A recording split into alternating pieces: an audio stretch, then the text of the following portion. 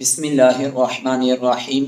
نحمده ونصلی ونسلم علی رسولہ الکریم اما بعد فاعوذ باللہ من الشیطان الرجیم بسم اللہ الرحمن الرحیم الصلاة والسلام علیکہ سیدی یا رسول اللہ وعلی آلکہ واصحابکہ سیدی یا حبیب اللہ۔ آج اللہ تعالیٰ کے خاص فضل، اس کی خاص رحمت سے، آپ کی دعاؤں سے الفوز الکبیر فی اصول تفسیر کے سبق نمبر 2 کا آغاز کرتے ہیں۔ جس طرح کہ کل آپ نے مصنف علیہ رحمہ کی حالات زندگی، ان کا نام و نسب، اصول تفسیر کا لغوی اصطلاحی معنی، اس کا موضوع اور غرض و غایت کو تفصیل کے ساتھ سماعت کیا۔ بسم اللہ الرحمن الرحیم وفضائلہ کثیرۃ منہا تکفل اللہ تعالی بنفسہ ببیان کلامہ الشریف قال اللہ تعالی ثم ان علینا بیانہ فاللہ تعالی هو المفسر الاول لکلامہ القدیم وکفى بہ فضیلۃ۔ اور اب یہاں سے علم تفسیر کی فضیلت کو بیان کرتے ہوئے سب سے پہلے مفسر قرآن کا ذکر فرماتے ہوئے اس طرح عبارت نقل کی: تکفل اللہ تعالی بنفسہ ببیان کلامہ الشریف۔ اللہ تبارک و تعالی جل جلالہ نے خود اپنے معزز کلام کے بیان کی ضمانت لی، اس کی وضاحت، اس کی تفسیر جو ہے، اس کی اللہ تعالیٰ کی ذات نے خود ضمانت لی۔ قال اللہ تعالی ثم ان علینا بیانہ کہ سورۃ القیامہ کی آیت نمبر 19 میں اللہ تبارک و تعالی جل جلالہ نے ارشاد فرمایا، پھر ان علینا، بے شک ہمارے ذمہ کرم پر ہے، بیانہ، اس کا بیان، یعنی قرآن مجید کی وضاحت، اس کی تفسیر، یہ اللہ تعالیٰ کی ذات نے خود اپنے ذمہ کرم پر لی ہے۔ پھر آگے فرماتے ہیں فاللہ تعالی هو المفسر الاول لکلامہ القدیم، تو اللہ تبارک و تعالی جل جلالہ وہ مفسر اول اپنی قدیم کلام کے لیے، یعنی اللہ تبارک و تعالی جل جلالہ اپنی قدیم کلام یعنی قرآن مجید فرقان حمید کا سب سے پہلا مفسر ہے۔ اللہ تعالیٰ کی پاک مقدس کتاب قرآن مجید فرقان حمید کا اگر کوئی سب سے پہلا مفسر، اس کی تفسیر کرنے والی کوئی ذات ہے تو وہ ایک اللہ تعالیٰ کی ذات ہے۔ آگے مزید فرماتے ہیں وَكَفَى بِهِ فَضِيلَةً، علم تفسیر کی فضیلت کے لیے یہی کافی ہے کہ اللہ تعالیٰ کی ذات خود اپنی پاک مقدس کتاب قرآن مجید فرقان حمید کی مفسر اول ہے۔ اور دوسرے نمبر پر فرمایا جو الی تفسیر القرآن الکریم وظیفۃ النبی صلی اللہ علیہ وسلم قال تعالی وانزلنا الیک الذکر لتبین للناس ما نزل الیہم ولعلہم یتفکرون، فبینہ صلی اللہ علیہ وسلم بقولہ وفعلہ فہو المفسر الثانی لکتاب اللہ المثانی وکفی بہ قدوۃ۔ قرآن کریم کی تفسیر کو نبی کریم علیہ السلام کا وظیفہ بنایا گیا۔ وظیفہ کا مطلب ہے کام، یعنی ایک اللہ تبارک و تعالی جل جلالہ نے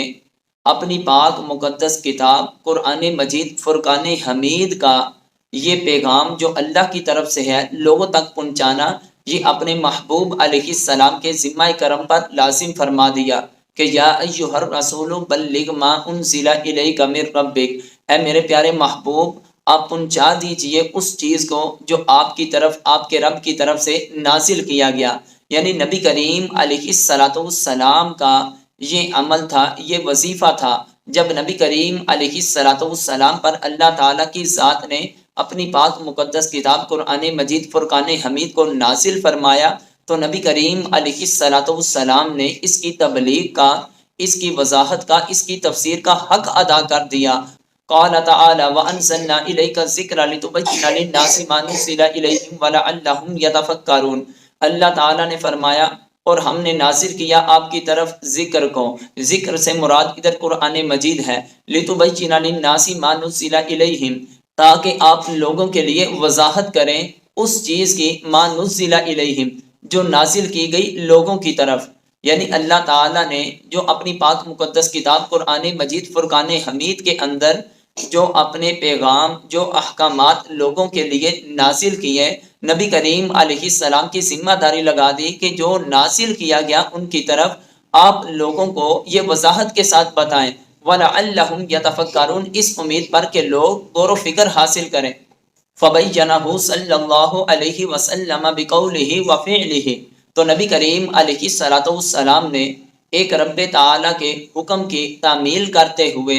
اپنے قول کے ساتھ اور اپنے فعل کے ساتھ اللہ تعالیٰ کی پاک مقدس کتاب قرآن مجید فرقان حمید کی تفسیر کی۔ یعنی نبی کریم علیہ السلام کے قول سے مراد آپ کی احادیث ہے اور آپ کے فعل سے مراد آپ کی سنت ہے۔ قول و فعل سے مراد نبی کریم علیہ السلام کی احادیث اور آپ کا اسوہ حسنہ ہے۔ لقد کان لکم فی رسول اللہ اسوۃ حسنہ۔ نبی کریم علیہ السلام نے اپنے قول اور فعل کے ذریعے اللہ تعالیٰ کی پاک مقدس کتاب قرآن مجید فرقان حمید کی تفسیر کی۔ اسی لیے تو کسی نے کیا خوب کہا، سر سے لے کر پاؤں تک تنویر ہی تنویر ہے، گفتگو سرکار کی قرآن کی تفسیر ہے۔ فَهُوَ الْمُفَسِّرُ الثَّانِي لِكِتَابِ اللَّهِ الْمَثَانِي۔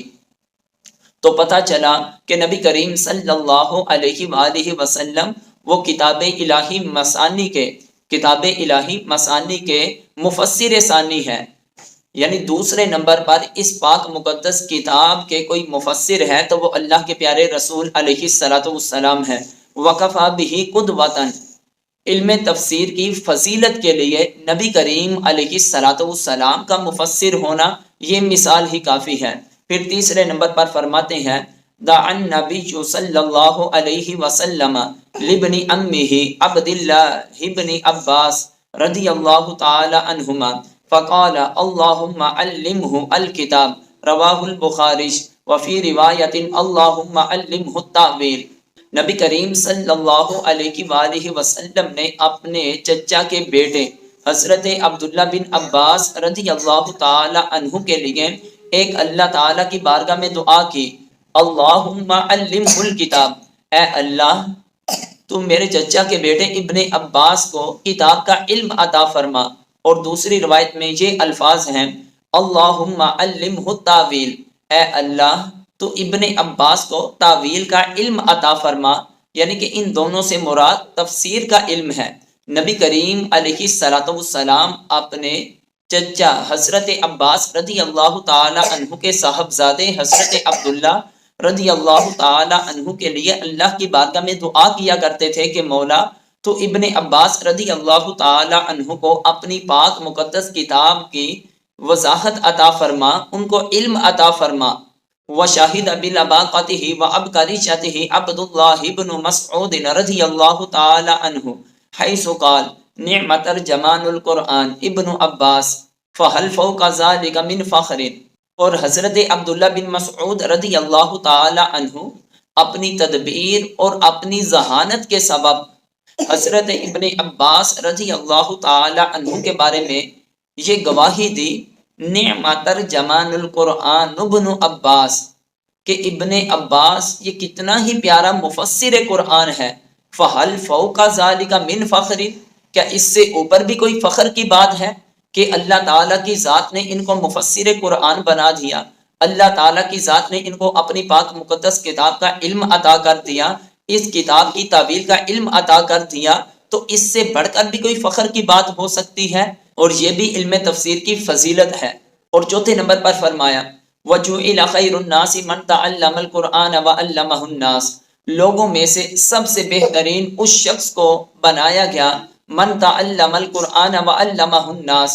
جو قرآن خود سیکھے، وعلمہ الناس اور اس قرآن کو لوگوں تک سکھائے۔ ھذا عام لالفاظ القرآن ومعانیہ، اور یہ جو فرمایا گیا من تعلم القرآن وعلمہ الناس، جو قرآن سیکھے پھر اس قرآن کو دوسروں تک سکھائے، ھذا عام، یہ عام ہے، یہ کوئی خاص نہیں، یہ عام ہے، لالفاظ القرآن ومعانیہ، قرآن کریم کے الفاظ سیکھے اور قرآن کریم کے معانی سیکھے۔ یعنی کوئی صرف قرآن مجید حفظ کرتا ہے، اپنے دل و دماغ میں اس کو محفوظ کرتا ہے، یا قرآن مجید حفظ تو نہیں کرتا لیکن اس کے معنی مفہوم کو سمجھتا ہے، اس کی تفسیر کو سمجھتا ہے، تو یہ بھی اس کے لیے ایک بہت ہی عظمت والی بات ہے۔ لوگوں میں سے سب سے بہترین اس انسان کو کہا گیا ہے کہ جو قرآن سیکھتا سکھاتا ہے، بل ہوا اولا، بلکہ معنی مفہوم سمجھنے والا یہ اس سے کچھ افضل ہے۔ وَنَاهِيكَ بِهِ مِنْ الْيَاءَ، اور پھر ایک تنبیہ کے طور پر بات فرمائی اور منع کیا گیا تجھے من الیا، کسی کو فضیلت دینا، یعنی بتانا یہ مقصود ہے کہ ایک شخص کو اللہ تعالیٰ کی ذات نے اپنی پاک مقدس کتاب قرآن مجید فرقان حمید کا علم عطا کیا، اور دوسری طرف کوئی ایسا انسان کو اس کو دنیا کا کوئی علم عطا کیا، کوئی شہرت مل گئی، کوئی عزت مل گئی، تو اب انسان کے لیے حق یہ بنتا ہے کہ صاحب قرآن کے بدلے اس دوسرے آدمی کو فضیلت نہ دے، اس کو فوقیت نہ دے، کیونکہ جس کے پاس قرآن آ چکا ہے وہ لوگوں میں سے سب سے بہترین ہے۔ التفسیر والتاویل ہما بمعنى واحد عند المتقدمین واما عند المتاخرین، فقال الامام ابو منصور الماتریدی۔ اب یہاں سے تفسیر اور تعویل کے معنی کے اندر فرق کیا ہے، تفسیر کسے کہتے ہیں، تعویل کسے کہتے ہیں۔ تفسیر اور تعویل کے بارے میں یہ عبارت نقل کی گئی، ہما بمعنى واحد عند المتقدمین، متقدمین کے نزدیک، یعنی وہ لوگ جو پہلے گزر چکے ہیں ان کے نزدیک تفسیر اور تعویل ان کا معنی ایک تھا۔ وَأَمَّا عِنْدَ الْمُتَأَخِّرِينَ، اور بہرحال مؤخرین یعنی بعد میں آنے والے جو لوگ ہیں، اور متأخرین کے نزدیک یعنی امام ابو منصور ماتریدی رحمہ اللہ تعالی عنہ نے فرمایا، التفسیر القطع بأن المراد من اللفظ هذا والشهادة على الله أنه عنا باللفظ هذا فإن قام دلیل مقطوع به فصحیح وإلا فتفسیر بالرأی وهو المنہی عنہ۔ تفسیر کا معنی بیان کرتے ہوئے فرماتے ہیں القطع، جس کا معنی ہوتا ہے یقینی طور پر، القطع کا معنی یقینی طور پر، القطع بأن المراد من اللفظ هذا، اس لفظ سے یقینی طور پر کوئی معنی مراد لینا اور اللہ تعالیٰ کو گواہ بنانا، انہو انا باللفظ ھذا، کہ اللہ تعالیٰ کی ذات نے اس سے یہی معنی مراد لیا ہے، یعنی اس لفظ سے اس بندے نے جو معنی مراد لیا اس پر اللہ کو گواہ بناتے ہوئے یہ کہے کہ اللہ تعالیٰ کی ذات نے بھی اس لفظ سے یہی معنی مراد لیا ہے۔ فَإِنْ قَامَ دَلِيلُ مَقْطُوعٍ بِهِ فَصَحِيحٌ، اگر یہ دلیل قطعی ہو جائے تو پھر فصحیح، اس کا حکم یہ ہے کہ یہ صحیح ہے، یہ تفسیر ہے۔ اگر اس نے اس لفظ سے جو یقینی طور پر معنی مراد لیا ہے اور وہ اللہ تعالیٰ کی مراد کے خلاف نکلا، وَإِلَّا فَتَفْسِيرُ بِالرَّأْيِ، وہ پھر تفسیر بالرائے ہوگا، وَإِلَّا فَتَفْسِيرُ بِالرَّأْيِ، وہ تفسیر بالرائے ہوگا، وَهُوَ الْمَنْهِجُ عَنْهُ، اور اس تفسیر سے انسان کو روک دیا گیا ہے کہ جو تفسیر بالرائے ہے اس سے انسان کو منع کر دیا گیا ہے۔ تعویل کا معنی بیان کرتے ہوئے فرماتے ہیں وَالتَّعْوِيلُ تَرْجِيحُ أَحَدِ الْمُحْتَمِلَاتِ بِدُونِ الْقَطْعِ وَالشَّهَادَةِ عَلَى اللَّهِ، محتملات میں سے کسی ایک کو ترجیح دینا بغیر قطعی اور شہادت علی اللہ کے۔ تعویل کہتے ہیں کہ ایک لفظ ہے وہ ایک سے زائد معنوں کا احتمال رکھتا ہے، ان معانی میں سے کسی ایک معنی کو تمام معانی پر ترجیح دیتے ہوئے اس کو بیان کر دینا، یہ تعویل کہلاتا ہے۔ ممکنات میں سے کسی ایک کو بغیر یقین کے اور بغیر اللہ کو گواہ بنانے کے کسی ایک کو ترجیح دینا، جو بھی اس کے معنی ممکن ہے ان میں سے کسی ایک معنی کو ترجیح دینا، یہ تعویل کہلاتا ہے۔ والتفسیر بالرأی والتفسیر بالہوى والتفسیر من عند نفسه بحیث یوجب تغییرا لمسألۃ اجماعیۃ قطعیۃ او تبدیلا فی عقیدۃ السلف المجمع علیہا، میں یہاں سے تفسیر بالرائے اور پھر اس سے جو خرابیاں لازم آتی ہیں اس کے بارے میں ذکر کرتے ہوئے فرماتے ہیں والتفسیر بالرأی، تفسیر بالرائے کیا ہے، هو التفسیر بالہوى، یہ تفسیر بالخواہشات ہے، والتفسیر من عند نفسه، تفسیر اپنے آپ سے کرنا اس حیثیت سے یوجب تغییرا لمسألۃ اجماعیۃ قطعیۃ، تفسیر بالرائے کی خرابیوں میں سے ایک خرابی یہ پیدا ہوتی ہے کہ اس کے اندر تبدیلی واجب ہو جاتی ہے۔ ایسا مسئلہ جس کے اندر اجماع قطعی ہے اس کے اندر تبدیلی جو ہے وہ لازم ہو رہی ہوتی ہے، وہ ثابت ہو رہی ہوتی ہے، اس لیے تفسیر بالرائے سے منع فرمایا۔ اور دوسرا او تبدیلا فی عقیدۃ السلف، جو ہمارے اسلاف کا عقیدہ تھا، اسلاف کا عقیدہ اور اس عقیدے پر ان کا اجماع بھی ہے، اس کے اندر بھی تبدیلی واقع ہونا ممکن ہو سکتی ہے، اس لیے تفسیر بالرائے سے منع کیا گیا۔ وَأَمَّا التَّفْسِيرُ بِالدَّلِيلِ وَالْقَرِينَةِ، اور یہاں سے تفسیر بالدلیل اور قرینہ کے بارے میں بات کرتے ہیں۔ تفسیر کا تو معنی ہے وضاحت، دلیل یعنی کوئی کام کرے تو اس پر کوئی دلیل ہو، والقرینہ کوئی نشانی کوئی علامت پائی جائے، یعنی ایسی تفسیر کہ جس پر کوئی دلیل ہو، کوئی قرینہ کوئی علامت پائی جا رہی ہو۔ اس کے بارے میں شرعی طور پر حکم کیا ہے؟ فہو تفسیر صحیح، فرماتے ہیں کہ اس کا حکم یہ ہے کہ یہ تفسیر صحیح ہے، معتبر فی الشرع، شریعت کی روشنی میں ایسی تفسیر معتبر ہے۔ وَمَن يُطَالِعُ کتب التفسیر یجدها مشحونۃ بمثل هذه التفسیر فلا ضیر فیها، اور جو شخص تفسیر کی کتابوں کا مطالعہ کرے گا، یجدها مشحونۃ بمثل هذه التفسیر، وہ شخص تفسیر کی کتابوں کو اس طرح کی تفسیر کی مثالوں سے بھرا ہوا پائے گا۔ تو اس کو پہلے ہی بتا دیا گیا کہ اس طرح کی جو مثالیں ہیں یہ تفسیر کی کتب اس سے بری ہوئی ہیں، تو جب ایسی مثالوں کو پڑھے فلا ضیر فیہا، تو اس کے دل میں کسی طرح کی کوئی بھی تنگی پیدا نہیں ہونی چاہیے۔ اللہ تعالیٰ کی بارگاہ میں دعا ہے کہ جتنے بھی کلمات پڑھے پڑھائے گئے اللہ تعالیٰ اس کو اپنی بارگاہ میں قبول فرمائے۔ خدن سہون ادبن جو بھی کوئی کمی کوتاہی ہوئی غلطی ہوئی اللہ تعالیٰ اس کو معاف فرمائے۔ واللہ عالم ورسول۔